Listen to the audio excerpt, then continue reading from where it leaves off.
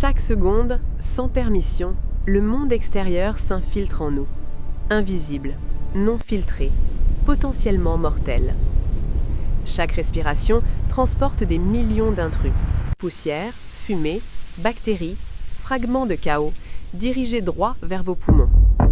Pourtant, vous n'êtes pas sans défense. Avant que l'air n'atteigne les deux fondes fragiles de la vie, il doit franchir la première porte, le nez.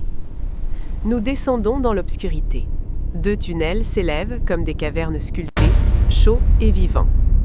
Ce n'est pas un passage vide, c'est une forteresse vivante, conçue par l'évolution, perfectionnée par la survie. À l'entrée, des poils grossiers veillent, des sentinelles silencieuses qui piègent les plus grandes menaces avant qu'elles ne progressent. Plus profondément, les parois se transforment, humides, pliées, infiniment complexes. Une couche scintillante de mucus recouvre chaque surface, en attente. Les envahisseurs microscopiques se percutent et disparaissent, piégés en plein trajet. La poussière adhère, les bactéries s'arrêtent.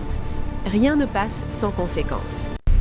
L'air est contraint de tourner et de spiraler. Cette turbulence est délibérée. La vitesse est supprimée. L'air froid absorbe la chaleur des tissus riches en sang qui brillent sous la surface. L'air sec boit l'humidité. Ce qui est entré dur et hostile commence à changer. Conditionné, adouci, contrôlé. Le long des parois, des millions de cils microscopiques s'animent. Ils bougent en parfaite synchronisation, une onde biologique silencieuse. Les menaces capturées sont repoussées vers l'arrière, loin des poumons, vers l'élimination. Un système de nettoyage qui ne dort jamais, n'hésite jamais, ne faille jamais. Des capteurs cachés analysent chaque molécule. Les signatures chimiques sont décodées en un instant. Fumée, toxines, danger. Les signaux parcourent les voies neuronales à la vitesse de l'éclair.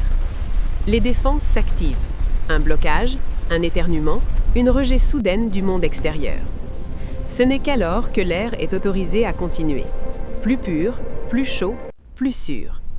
L'oxygène avance vers les poumons, vers le sang, vers chaque cellule vivante. Les poumons ne sauraient jamais à quel point le désastre était proche. Vous ne le voyez jamais, vous n'y pensez jamais. Mais à chaque respiration, un gardien silencieux se dresse entre vous et le vide. Le nez n'est pas seulement le lieu où commence la respiration, c'est là que la survie décide silencieusement de continuer.